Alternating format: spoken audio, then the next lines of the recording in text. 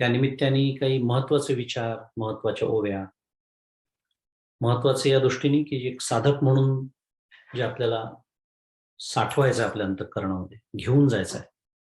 मराठीत आपण त्याला की टेकअवेज म्हणतो. या दृष्टीने आपण ती उजळणी करतो. आणि दुसरा तर अजून एक फायदा आहे, मला असं वाटतं की खूप एक तर आधीच भगवद्गीतेचं तत्व,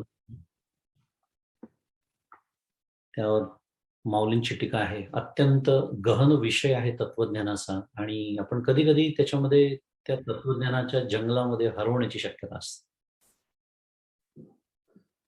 पायवाट असते जंगलामध्ये, आपल्याला पुढचे काही एक 10-15 फूट दिसत असतं, मागचं दिसत असते 5-10 फूट. तशाच्यामध्ये ती पायवाट, खरं समजा आपण जातोय उत्तर दिशेला, पण कधी कधी ती अशी वळते की ती पूर्ण दक्षिण दिशेकडे वळते, कारण थोडंसं असं एखाद्या छोट्याशा डोंगराला वळसा घालून मग ती जाते. आपण फक्त तेवढंच जर एक छोट्याशा पायवाटीकडे लक्ष ठेवलं तर हरवण्याची शक्यता असते. त्याला मायोपिक व्ह्यू म्हणतात. त्यामुळे या उजळणीच्या माध्यमातून बर्ड्स आय व्ह्यू ज्यांना म्हणतात, तो घेण्याचा आपला एक प्रयत्न असतो. आपण आपल्या आजच्या वाचनाकडे वळू. मागच्या आपण श्लोक क्रमांक 20 आणि 21 असे 21 श्लोक, 21वा श्लोक आपण वाचला होता.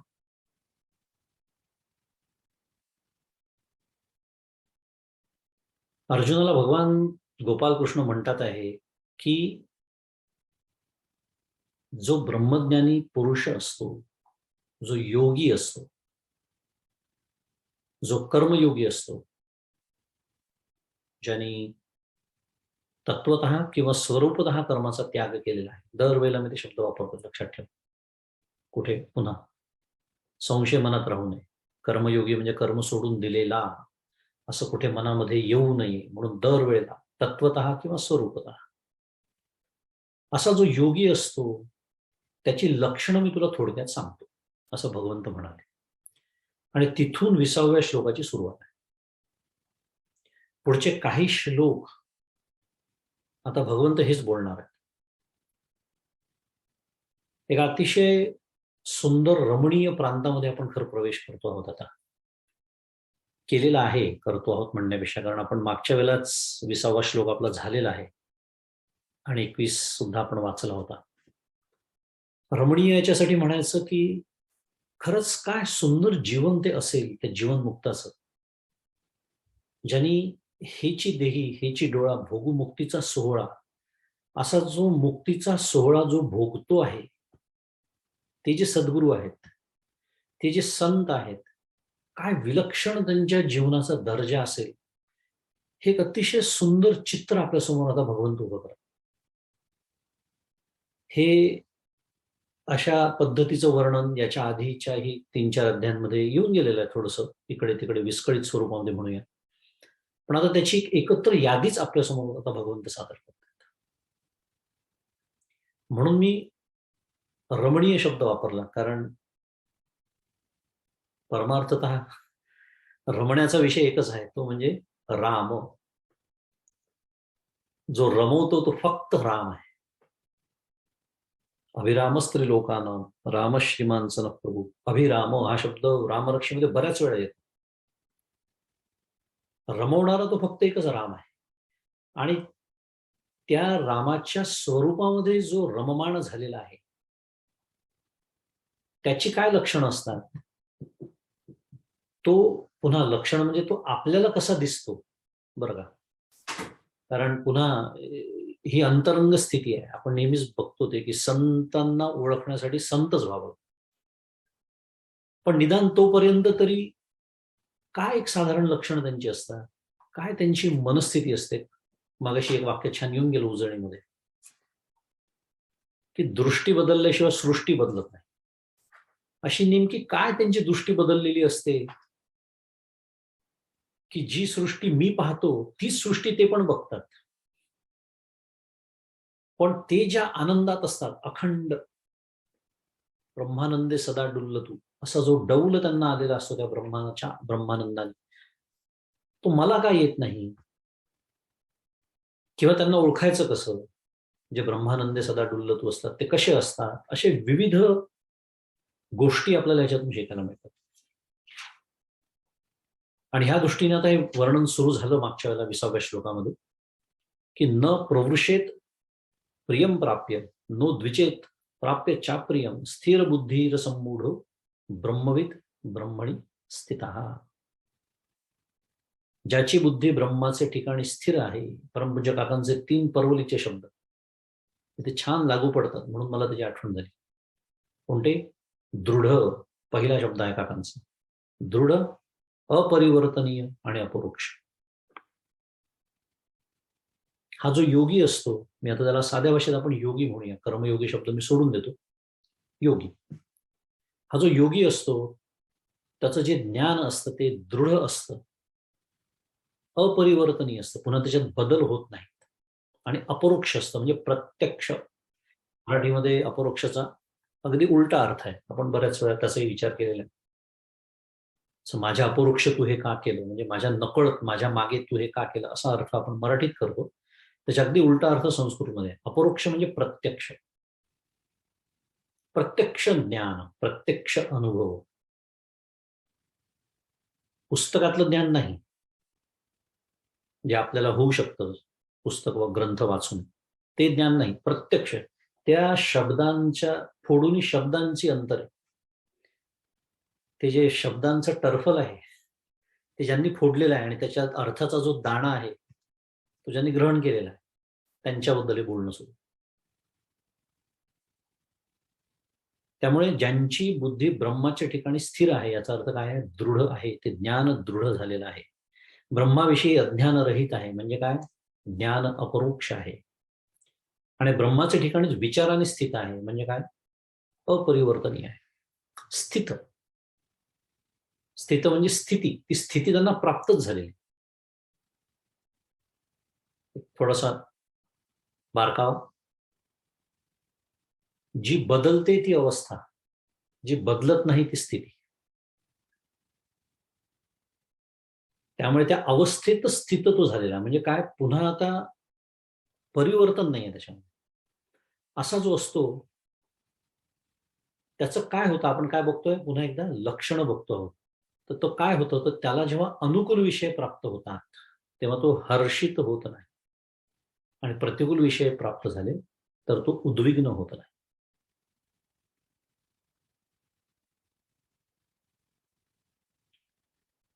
साधकाची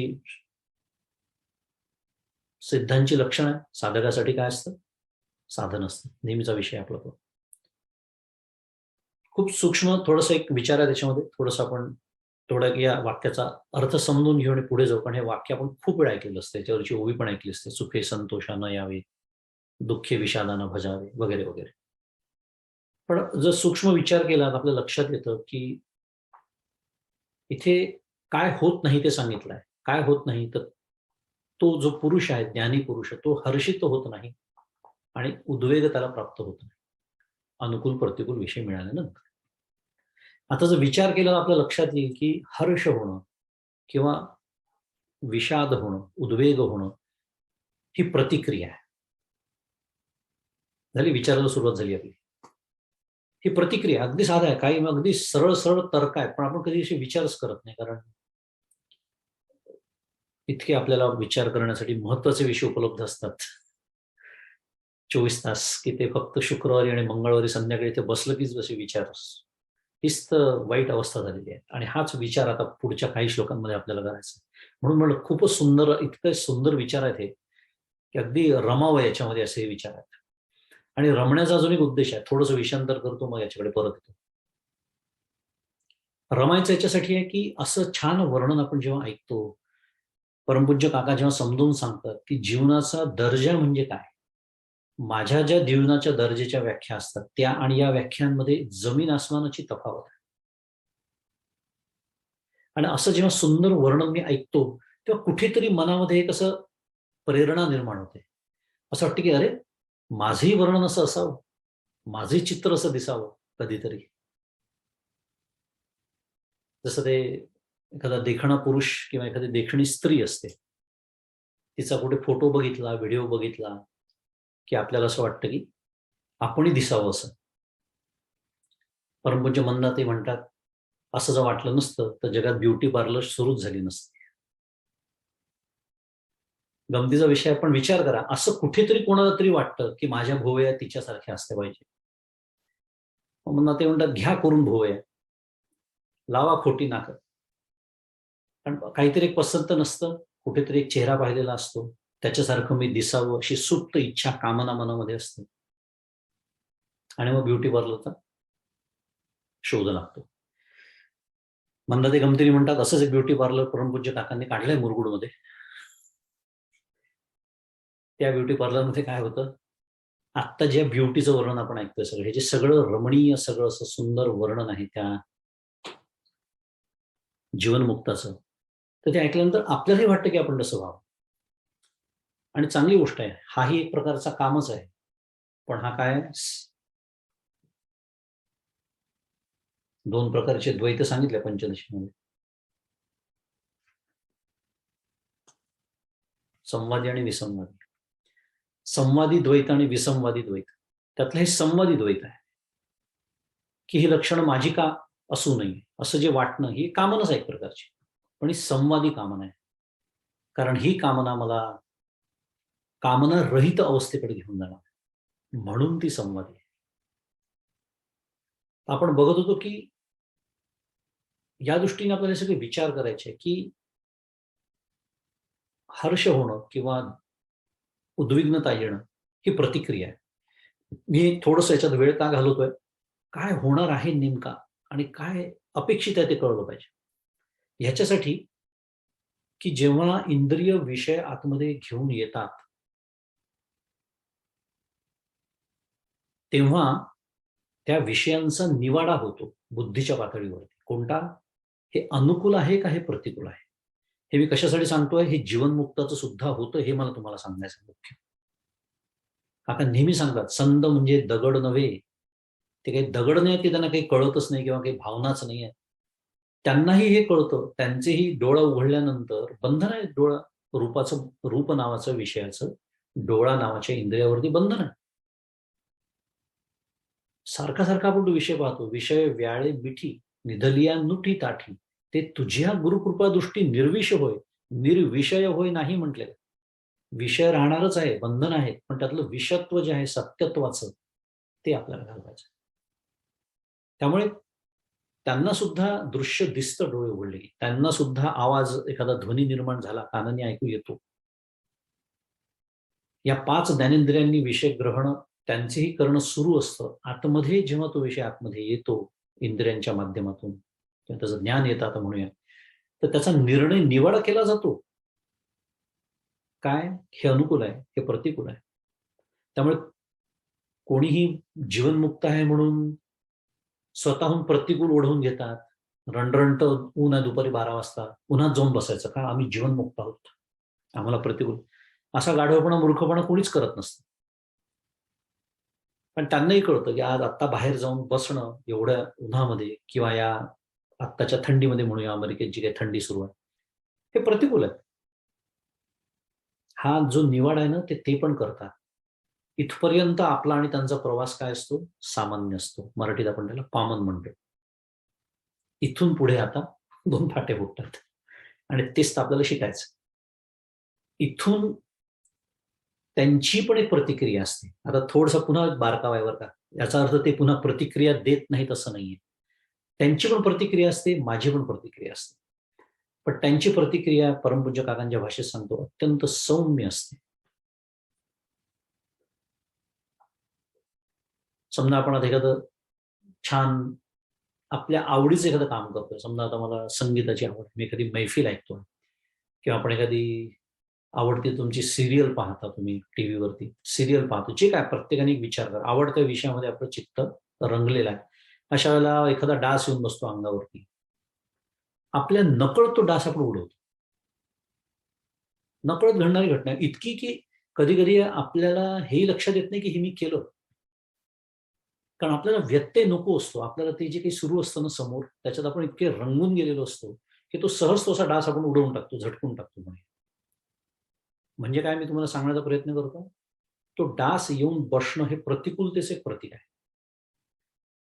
पण मी त्या विषयात इतका रंगलेलो असताना त्या डासाला मी जितकं महत्व दिलं, म्हणजे त्या प्रतिकूलतेला मी जितकं महत्व दिलं आणि त्या संबंधी जी मी प्रतिक्रिया व्यक्त केली, कोणती? त्या डासाला उडवून लावण्याची, त्या पद्धतीचा प्रतिक्रियेचा तरंग जीवनमुक्ताचा असतो. म्हणून ते मुद्दाम प्रतिकूल अंगावर ओढवून घेणं असा त्याचा अर्थ नाहीये. आलंच प्रारब्ध वशामध्ये की आता हे टाळताच येत नाही, रामकृष्ण हरी. टाळता आलं, रामकृष्ण हरी. कारण ते कशात रमलेले असतात? रामकृष्ण हरीमध्ये. आणि मी नसतो, त्यामुळे माझी जबरदस्त प्रतिक्रिया असते, त्या प्रतिक्रियेची लाट असते. आणि त्या लाटेमध्ये मी वाहवत जातो. हा फरक आहे. म्हणून मी थोडंसं जास्त वेळ इथे याच्यासाठी घालवला की काय जीवनमुक्ताचं नेमकं होतं. म्हणून मी सांगितलं, असं नाही की त्यांना कळत नाही हे अनुकूल नाही, प्रतिकूल नाही, असे त्यांच्याही मनामध्ये ते विचार येतात. तो तरंगाच्या स्वरूपामध्ये असतात फक्त. आणि मी इतका वाहवत जातो की मी पुढचे काही दिवस, काही महिने, काही वर्ष, कधी कधी आयुष्याच्या मरणाच्या शेवटच्या क्षणापर्यंत ते विसरतच नाही. आणि यालाच म्हणायचं हर्षित होणं किंवा उद्विग्न. प्रतिकूल असेल तर उद्विग्न होतो, मला अत्यंत काय विषाद होतो, शोक होतो, दुःख होतो, आणि नाहीतर हर्षित होतो. हर्षवायू मराठीतला जुना शब्द आहे. असा तो विकारी होत नाही. सगळ्यात महत्वाचं काय आहे, तो जीवनमुक्त विकारी होत नाही. पुढच्या ओळीतला शब्द आहे तो. चांगले विषय प्राप्त जरी झाले, कारण प्रारब्ध तर त्यांनाही सोडत नाही. आपण नेहमीच तो विषय पाहतो. संतांना सुद्धा प्रारब्धाने सोडलेलं नाहीये. अनंत उदाहरण आहेत, अनंत. त्यामुळे त्यांच्याही जीवनामध्ये अनुकूल प्रतिकूल व्यावहारिक दृष्टीने विचार केला, लौकिक अर्थाने तर असतातच, तरी सुद्धा ते प्रसन्न असतात. का? कारण ते विषयांची उपेक्षा करतात आणि मी अपेक्षा करतो. म्हणून ते सदैव प्रसन्न असतात आणि मी रडलेला असतो. सदैव माझा चेहरा बघावं होतं. परमपूज्य काका म्हणतात तसं. आत्ताच घरात दोघं चौघं गेले का काय? कारण काय, सकाळी मी बाहेर फिरायला जातो, काही केलं, मी काही करत असेल तरी, करत जरी असेल तरी डोक्यामध्ये विषय ठासून भरलेले असतात आणि चिंतन ते सुरू असतं. माझ्याच बाबतीत का घडलं, मी असं काय केलं होतं, रडगाणं त्याला म्हणतात. काका म्हणतात रडा, मग आता काय दुसरं करणार. तर तसं त्याचं नसतं. आपण लक्षणं बघतो पुन्हा जीवनमुक्ताची, समजून घेतलं की काय होतं. अनुकूल प्रतिकूल विषय राहणारच आहेत. प्रतिक्रिया सुद्धा, म्हणजे शास्त्र कसा विचार करतं माहितीये का? आपल्याला हे झेपत नाही, पण आता विषय निघाला म्हणून सांगूनच टाकतो. विषय जेव्हा आतमध्ये येतो तेव्हा आपण आत्ताच विचार केला की तो एक तर अनुकूल असतो किंवा प्रतिकूल असतो, किंवा दोनपैकी काहीच नसतो असंही म्हणू शकतो. कधी कधी आपल्या दोन्ही प्रतिक्रिया नसतात. मराठीत आपण न्यूट्रल म्हणतो त्याला. तर मुद्दा असा आहे की अनुकूलाचे ज्ञान होतं, प्रतिकूलाचे ज्ञान होतं. कळतंय गाडी कुठे चालली आहे आपली? आपण प्रत्येक गोष्टीचा सार काढत चाललोय आणि शेवटी अक्षरशः इतक्या त्या पातळीपर्यंत ते जातं की त्याचं एकमेव कॉमन डिनॉमिनेटर ज्याला म्हणतात, तो जर काढला तर तो ज्ञान हेच आहे. कारण अनुकूलाचे ज्ञानच होत आहे, प्रतिकूलाचे ज्ञानच होत. ज्ञान या पातळीवरती दोन्ही समान. आता हे तत्वज्ञान जेव्हा प्रतिकूल घटना घडते ना आयुष्यामध्ये, तेव्हा आठवलं पाहिजे, तर ते पचलं. नाहीतर ते इथे बसून सांगायला तर खूपच छान वाटतं. जेव्हा घटना घडते तेव्हा जर मला मी हे समजून घेऊ शकलो की ज्ञानाच्या पातळीवर हे दोन्ही समान आहेत आणि हे त्यांचं होतं, हे आपोआप होणारी ती प्रक्रिया जीवनमुक्ताची. कारण ते ज्ञानरूपच झालेले असतात. त्यामुळे त्यांना फक्त, तेच मी मगाशी दुसऱ्या भाषेत सांगितलं, त्यामुळे त्यांना फक्त ज्ञान होतं, हा हे अनुकूल आहे, हा हे प्रतिकूल, ज्ञान झालेलं आहे. काय थोडंफार त्याचं व्यवहारामध्ये जसं आपण डास उडवला तसं थोडंफार काही त्याचा बंदोबस्त करायचा असेल ते पण करतो. बस तेवढ्यापुरती त्यांचा संबंध असतो. का? पुन्हा मूळ विषयाकडे परत येऊ, कारण ते कुठे स्थित असतात? ब्रह्माच्या ठिकाणी ते स्थिर असतात. ब्रह्माचा प्रत्यक्ष अनुभव त्यांना असतो आणि ब्रह्मविचाराच्या ठिकाणी ते स्थित होऊन ब्रह्मज्ञानी झालेले असतात. याला म्हणायचं ब्रह्मानंदे सदा डुल्लतू. या अवस्थेमध्ये सद्गुरू असतात.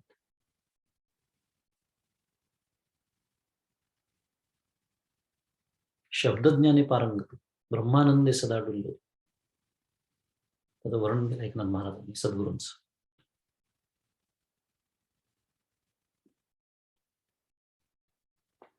पुढचा जो श्लोक आहे तर हेच वर्णन त्याचं सुरू आहे. बाह्य स्पर्शेषु असक्तात्मा विंदत्यात्मनि यत सुखम, म्हणजे विंदती आत्मनि यत सुखम स ब्रह्मयोग युक्तात्मा सुखम अक्षयम अश्नुते. फार सुंदर वर्णन आहे. आपण वाचलो ते मागच्या आणि मगाशीच्या श्लोकामध्ये मुद्दा सांगण्याचा राहिला, भाष्यामध्ये येऊन गेला होता, तोही आपण मागच्याला बघितला होता. महत्वाचा पुन्हा याच्यासाठी की आपल्यासाठी साधक म्हणून एक निकष आहे तो. आचार्य म्हणतात की देह मात्रात्मदर्शिनाम ही प्रिया प्रिय प्राप्ती हर्ष विषाद स्थाने. म्हणजे काय की ज्याला अनुकूलाने सुख होतं व प्रतिकूलाने दुःख होतं. पुन्हा मी ज्ञानाच्या पातळीवर बोलत नाही, हे अनुकूल आहे प्रतिकूल आहे त्यांनाही कळतं, पण जो वाहवत जातो जबरदस्त प्रतिक्रिया ज्याची निर्माण होते, त्यांनी समजून चालायचं काय, त्याची देहाविषयी आत्मबुद्धी झालेली आहे. म्हणून मी पुन्हा थोडंसं मागे जाऊन हा विचार तुम्हाला सांगितला. लिहून ठेवण्यासारखा विचार आहे. एक निकष आपल्या समोर आहे, अतिशय सुंदर. इतका छान तो निकष आहे की ज्या प्रमाणात किंवा जितकी तीव्र प्रतिक्रिया माझी त्या अनुकूलतेला किंवा प्रतिकूलतेला आहे, तितक्या तीव्रतेने हा देह मला आहे असं वाटतं. समजून चालायचं, कोणालाही विचारायला जाण्याची गरज नाही, अगदी समजून चालायचं. आणि जशी जशी माझी साधनेत प्रगती व्हायला लागते, प्रगल्भता यायला लागते, हे तत्वज्ञान सदैव माझ्या आतमध्ये जागं राहतं. म्हणजे ते आधी पहिले ते जिरावं लागतं. पाणी असतं ना, पाणी दगडावरून वाहून जातं, पण तेच पाणी जर छान मशागत केलेल्या जमिनीत टाकलं तर ते झिरपतं आतमध्ये आणि त्याच्यातनंच अंकुर फुटतो. तसं ज्ञानाचा अंकुर फुटण्याची शक्यता तिथेच असते, जर साधनेनी जर मी छान मशागत करून घेतली असेल माझी. तर ते जेव्हा झिरपायला लागतं ना, तर तेव्हा ते जागं राहतं आणि साधनेत तेव्हा प्रगती होते. आणि मग आपल्याला जाणवायला लागतं की अरे हो, 5 वर्षापूर्वी 10 वर्षापूर्वी माझी जबरदस्त प्रतिक्रिया असायची. म्हणजे हीच घटना जर 5 वर्षापूर्वी घडली असती तर मी जेवढा अस्वस्थ झालो असतो, जेवढा दुःखी झालो असतो, जेवढा क्रोध मला आला असता, तेवढा आता येत नाहीये. समजून चालायचं की तेवढ्या प्रमाणात माझी देहबुद्धी कमी झाली. आणि देह याचा अर्थ पुन्हा हा स्थूल देह असा विचार नाही करायचा.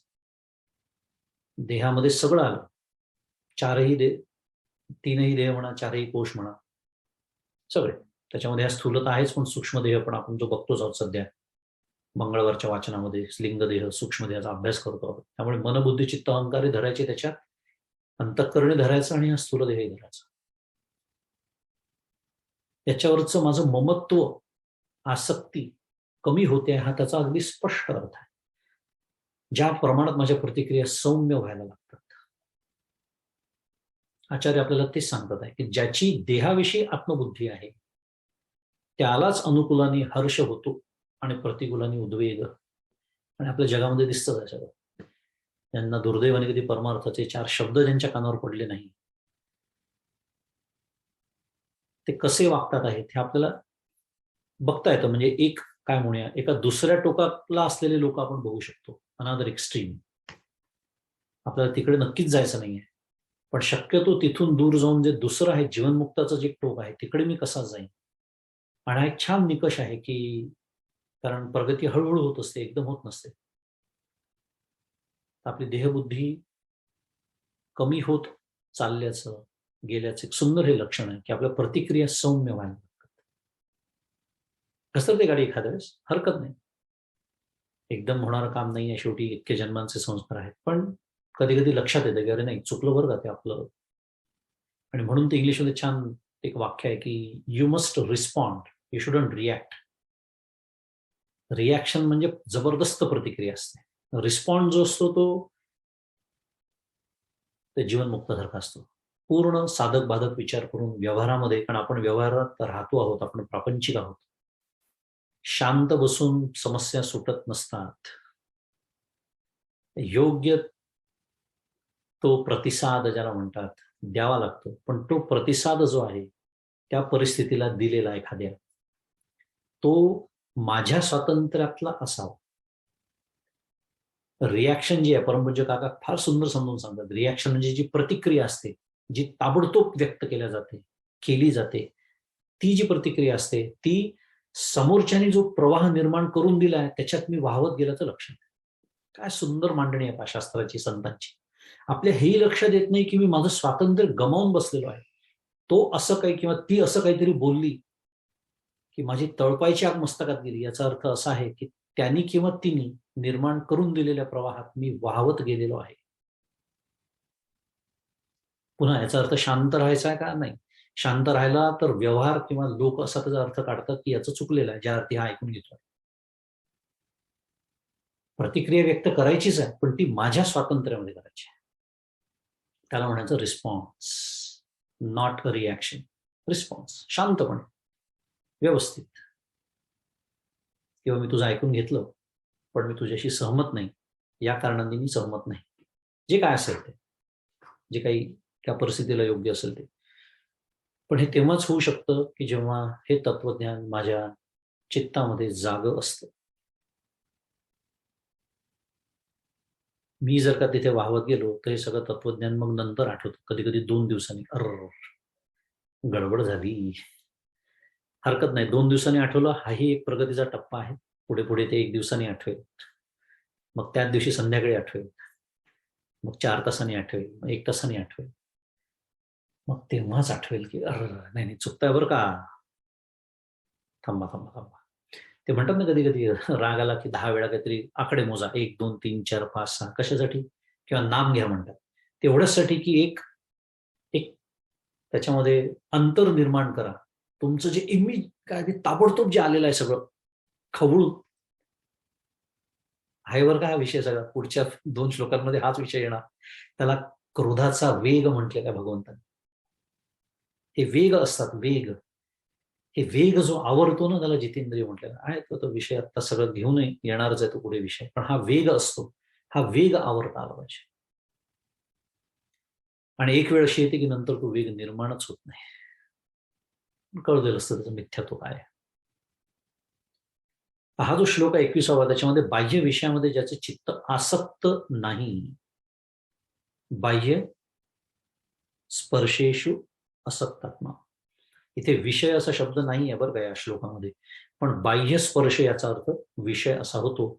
भाष्यामध्ये आचार्य म्हणतात बाह्याच स्पर्शाच ते बाह्य स्पर्श स्पृश्यन्ते इति स्पर्श. याचा अर्थ असा आहे की ज्याला इंद्रियद्वारा स्पर्श करता येतो, म्हणजे थोडक्यात इंद्रियांच्या द्वारा ज्याचं ज्ञान आपल्याला होतं त्याला विषय म्हणतात. सुंदर एक व्याख्याच आपल्यासमोर मांडली. विषय म्हणजे काय? खूप वेळा आपण विषय ऐकतो. विषयाची व्याख्या पाहिजे का? लिहून घ्या. इंद्रियांच्या माध्यमातून ज्यांचं ज्ञान आपल्याला होतं, थोडक्यात इंद्रिय ज्याला स्पर्श करू शकतात त्याला विषय असं म्हणतात. आणि तो विषय बाहेर असतो नेहमी.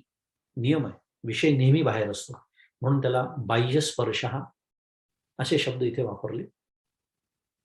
त्याचा अर्थ विषय.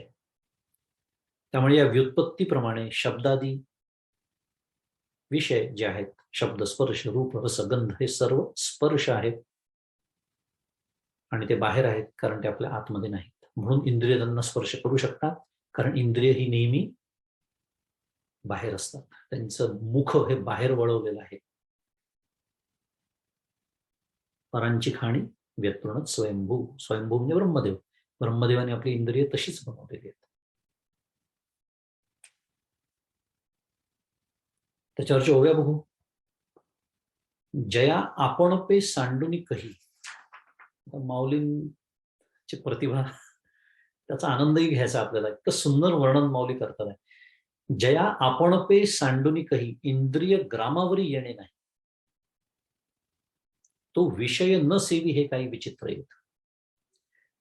आता ह्या ओळीचा अर्थ पाहण्याच्या आधी मी मागच्या वेळेला एका शब्दाकडे तुमचं लक्ष वेधलं होतं श्लोकातल्या. ते म्हणजे शेवटचे जे चरण आहे, सुखम अक्षयम अश्नुते. अश्नुते याचा अर्थ अनुभव घेतो. संस्कृत शब्दाचा अर्थ आहे अनुभव घेतो. सुखमचा अर्थ आपल्याला माहिती आहे. अक्षयम हा सगळ्यात महत्वाचा शब्द आहे. अक्षय सुख, अखंड, चिरंतन. आणि तोच विषय पुढच्या श्लोकात येणार आहे. विषय सुख आणि हे जे सुख आहे याच्यातला फरक नेमका काय. आणि मी नेहमीच सांगतो, पुन्हा सांगतो, माझा हा अत्यंत आवडता विषय. कारण हे मी कशासाठी करतोय. अपॉर्च्युनिटी कॉस्ट आपण नेहमीच बोलतो. इतके सगळे उपद्व्याप मी करू शकत असताना ते सगळे सोडून मी इथे का बसतो मंगळवारी आणि शुक्रवारी. मंगळवार शुक्रवारी उपलक्षणावर का करतो आपण साधना, का करतो परमार्थ, याचं उत्तर अगदी निस्संदिग्धपणे देता आलं आहे. कारणासह वर्तमान सकल दुःख निवृत्ती परमानंदाची प्राप्ती. का म्हणतात तसं फुटाणे फुटल्यासारखे फुटले पाहिजे काही काही उत्तर. अर्ध्या झोपेंना उठवलं तरी सांगता आलं पाहिजे. कारण ह्याच्यासाठी मी हे करतोय. कारणासह वर्तमान सकल दुःख निवृत्ती. कारणासह सगळ्यात महत्वाचं. म्हणून ती कारण समजून घेतोय आपण. आणि परमानंदाची प्राप्ती. तो परमानंद कसा आहे, तो अक्षय आहे. एवढंच मला मुख्य सांगायचं होतं. एकदा तो प्राप्त झाला कधीच मला सोडून जात नाही, कारण माझं स्वरूपच आहे. म्हणून माऊली म्हणते की जो आत्मसुखाला सोडून इंद्रियांच्या गावात कधी येत नाही. आता मी म्हणालो माऊलींची प्रतिभा बघा, इतकं छान आहे. म्हणजे याच्यात काका म्हणतात हाही एक आनंदच असतो. पण हा आनंद घेण्या एवढा सुद्धा सत्वगुण आपल्याजवळ असावा. कोणता आनंद सांगतोय मी, काय दृष्टांत द्यावा माऊली. आत्मसुखाला सोडून इंद्रियांच्या गावात. आता पहा, गाव म्हटलं की लोकसंख्या आली, म्हणजे गर्दी आली. बरोबर इंद्रिय किती आहेत, एक आहे का इंद्रिय, नाही 5 आहेत. म्हणून त्याला गाव म्हटलं माऊलींनी. इंद्रियाच्या गावात तो येत नाही. पण गावात कोण येतं, जो डोंगरात राहत असतो. दास डोंगरी राहतो, गुहेमध्ये राहतो. गुहेत नेहमी माणूस एकटाच असतो, गावात अनेक असतात. किती सुंदर वर्णन म्हणतो, आत्मसुखाला सोडून. म्हणजे ते जे वरचं स्थान आहे आपलं डोंगरातल्या गुहेतलं. आणि तसंही मागच्यालाच आपण वर्णन त्याचं पाहिलं होतं. फार सुंदर श्लोक आहे तो. अणोरणीयान महतो महीयान आत्मा गुहायाम निहितोस्य जंतो. हा आपण श्लोक पाहिला होता मागच्याला श्वेताश्वेतर उपनिषदातला. अणोरणीयान महतो महीयान, त्यातलं पुढचं जे चरण आहे, आत्मा गुहायाम निहितोस्य जंतो. या बुद्धिरूपी गुहेमध्ये तो जणू काही लपलेला आहे. जणू काही. पुन्हा जणू काही का, पण तो लपलेला वगैरे काही नाहीये. तो मला सापडत नाहीये म्हणून लपलेला आहे म्हणायची वेळ येते, बाकी काही नाही. अज्ञानाचा पडदा. पुन्हा तसं तो त्या गुहेत असलेला, त्या डोंगरामध्ये राहणारा, असं कल्पना आहे. एक दृष्टांत आहे की जो आत्मसुखाला सोडून तो इंद्रियांच्या गावात कधी येतच नाही, किंवा इंद्रिय समुदायांविषयी माझेपणाच्या अभिमानात्मक वृत्तीवर येत नाही. त्याचा दुसरा अर्थ, तो पुरुष विषय सेवन करीत नाही, यात आश्चर्य ते काय. माऊली आपल्याला प्रश्न विचारतायत की याच्यात आश्चर्य काय आहे त्याच्यामध्ये. का बरं, तर सहजे स्वसुखाची अपारे सुरवाडलेनी अंतरे रचिला म्हणून बाहेरे पाऊल न घाली. म्हणजे स्वभावतःच आत्मसुखाच्या अमर्यादपणाने समृद्ध झालेल्या अंतःकरणाने तो बनलेला असतो. म्हणून सुख मिळवण्याकरता इंद्रियांच्या बाहेर पाऊल टाकत नाही.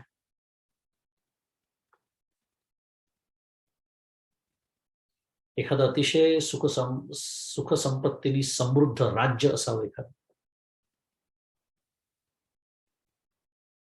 किंवा आजच्या युगातला एक दृष्टांत द्यायचा झाला, तुम्ही कधी क्रूजवर गेले असाल तर मला माहिती नाही, त्या क्रूजचं वर्णन असं करतात. काय, तुम्ही फक्त कल्पना करा, ते सगळे सुख सोयी इथे उपलब्ध आहेत. तुम्हाला या जहाजाच्या बाहेर पाऊल टाकण्याची गरज नाही पुढचे 2-4 आठवडे. म्हणून शेवटी ते पाण्याचा कंटाळ येतो, जमिनीची ओढ लागते, म्हणून मनुष्य परत येतो, खरं सांगायचं तर. पण अक्षरशः ते म्हणतात की आपण आता त्याला ती खरी सुख आहेत का विषय सोडून देऊ, पण आपण त्याला सोयी म्हणूया, सवलती म्हणूया, किंवा सामान्य भाषेत सुखही म्हणलं तरी बिघडत नाही, कारण त्यालाच सुख समजतोय ना मी इतके वर्ष झाले. तर ते जसं असावं की तुम्ही फक्त इच्छा करा की ते सगळं सदैव हजर राहते. त्याच्यासाठी ते जहाज सोडून, तो क्रूज जो आहे ते सोडून मला बाहेर जाण्याची गरजच नाही.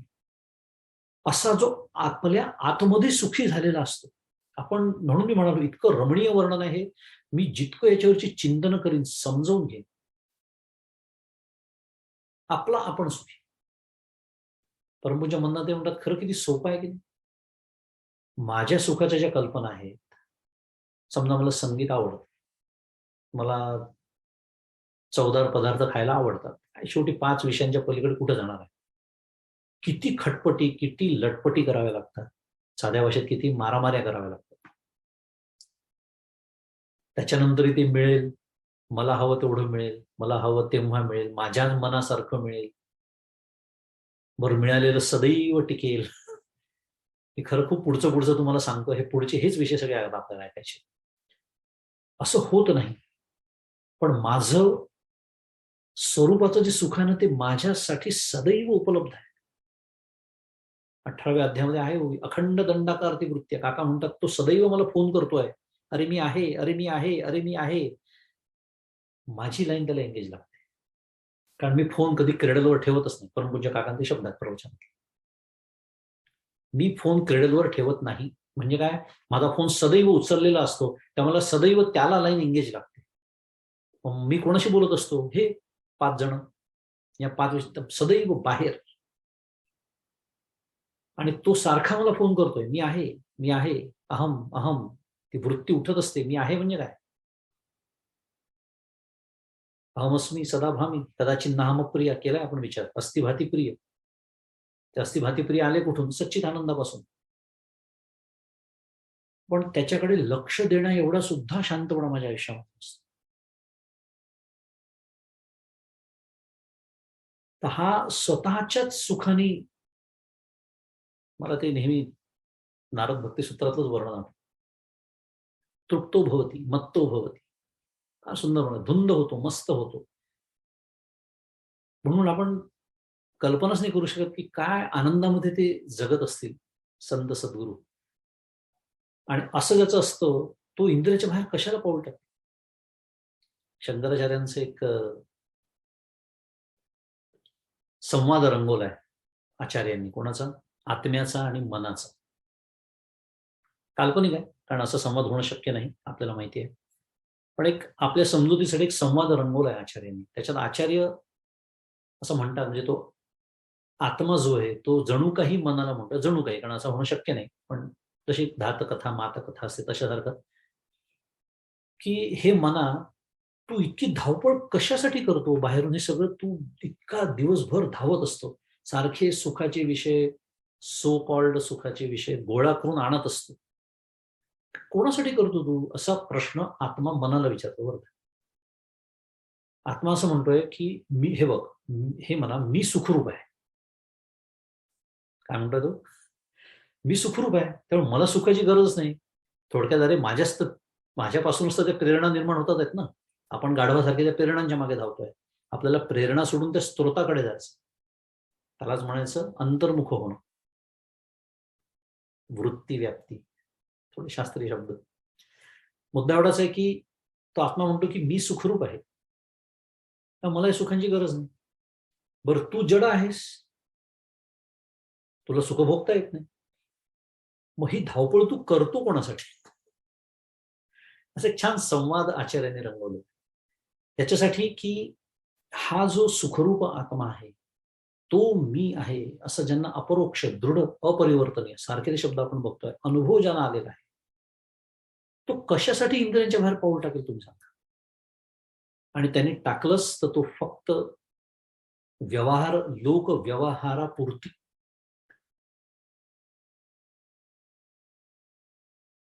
ते म्हणतात ना, जग्गी वासुदेवानंदचं छान वाक्य, you should do what is needed to be done in the world.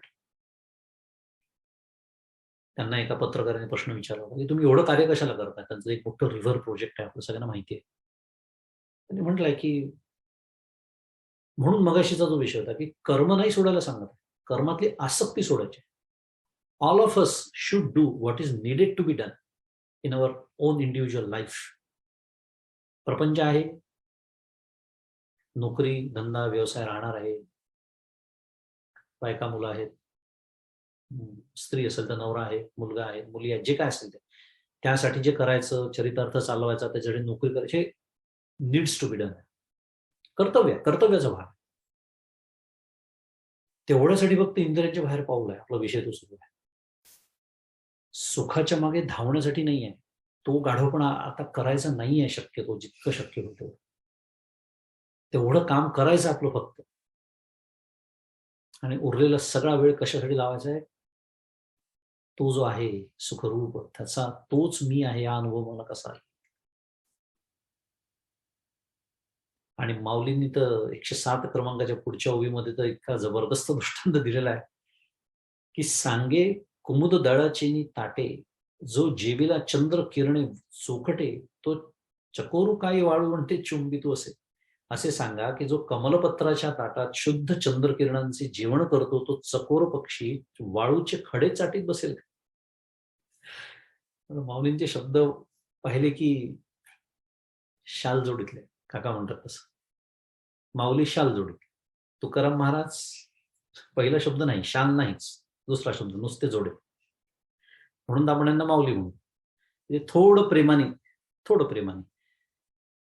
प्रेमानीच आहे, पण दिलेलं आहे, कळलं असेल तर, की मी विषयांच्या मागे धावतो म्हणजे मी काय करतो? वाळूचे खडे चाटत बसतो.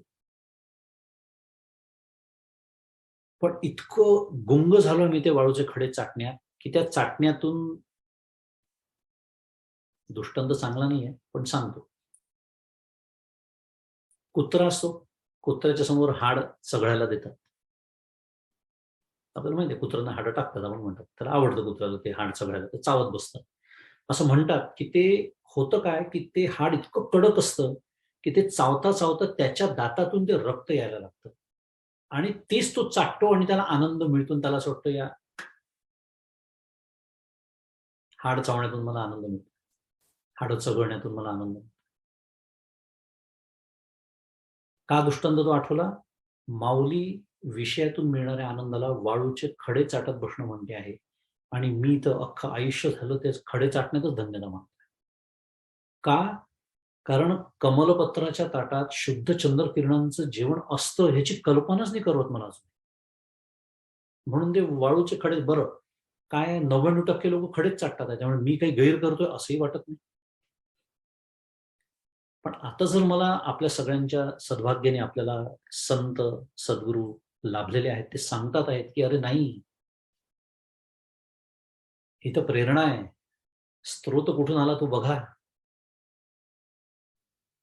त्याची एकदा जर तुम्हाला चटक लागली ना, तर तुम्ही पुन्हा हे वाळूचे खडे चाटणार नाही. तैसे आत्मसुख उपायले, जयासी आपण पेची फावले, तया विषय सहज सांडवले म्हणू काय.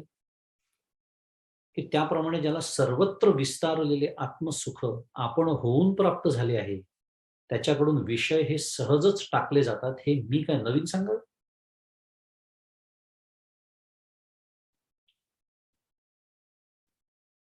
जत्रेत हरवलेल्या जणू काही एखाद्या पोराला कळावं की अरे मी तर अंबानीचा मुलगा आहे. कल्पना, त्याचा मुलगा हरवला असं म्हणत नाही मी, कल्पना. कळावं एखाद्या जत्रेत हरवलेला मुलगा लहानपणी, मोठेपणी त्याला कळावं की त्याचा खरा बाप कोण आहे आणि तो असावा बिलियनियर कोणीतरी, तो पुन्हा भीक मागेल का? हे जसं असावं. आणि संत भीक शब्द वापरतात बरं. विषयांचं दिने केले नारायण, तुकाराम महाराज म्हणतात. भगवंता तुझे विषय त्याने आम्हाला दैन्य आणलेला आहे. भीक मागायला लावतोय, मी भीक मागतो सकाळी उठल्यापासून 5 ज्ञानेंद्रियाकडे. डोळ्यांनो जा, चांगले चांगले दृश्य घेऊन या. कानांनो जा, छान,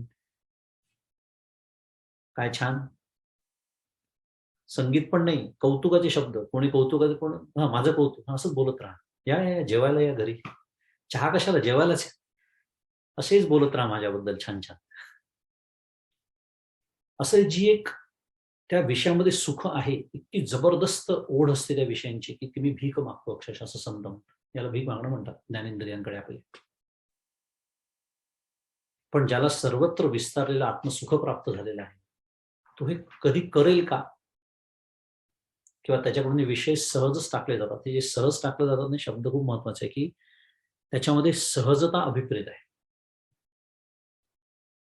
जसं तो सहजच तो मुलगा भीक मागणार नाही, एकदा त्याला कळलं की मी एवढा श्रीमंत आहे.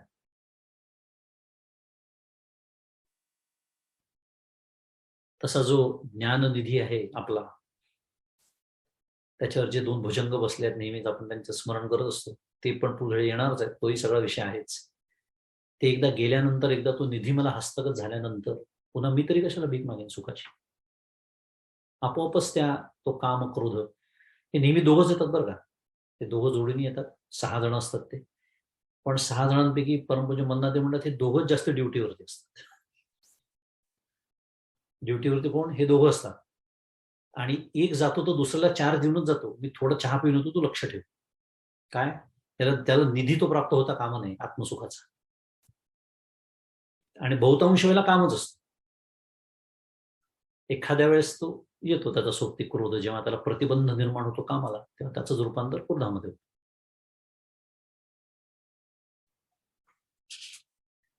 एरवी तरी कौतुके विचारुनी पाहे निके, या विषयाची सुखे झकबिजती कवण. एरवी सुद्धा सहज कौतुकाने विचार करून पहा की या विषयांच्या सुखाने कोण फसतात. नेहमीप्रमाणे काय केलं माऊलींनी? पुढच्या विषयाची नांदी किंवा पुढच्या श्लोकाची संगती आपल्याला लावून दिली. आचार्य संगती लावताना असं म्हणतात की इंद्रियांना विषयासक्तीपासून दूर करावयाचे अजून एक कारण की, अशी संगती आचार्याने लावली.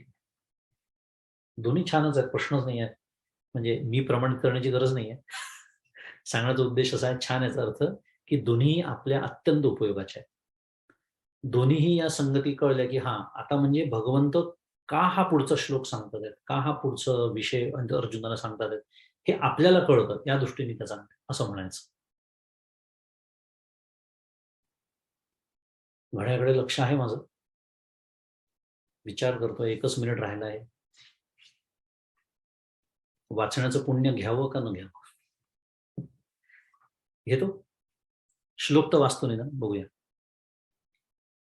ये हि संस्पर्शजा भोगा दुःखयो नय एव ते, आद्यन्तवंत कौन्तेय न तेषु रमते बुधा. अर्थ वाचू आणि थांबू, कारण दरवेळेला एक तुमच्या चिंतनाला काहीतरी विषय द्यायला हवा. छान. विषय आणि इंद्रिय यांच्या संयोगापासून जे भोग प्राप्त होतात ते दुःखालाच कारण होतात. ते उत्पत्ती कारण दिलंय, कारण ते उत्पत्ती विनाशयुक्त आहेत, म्हणून ज्ञानी पुरुष त्यांच्यात रममाण होत नाही.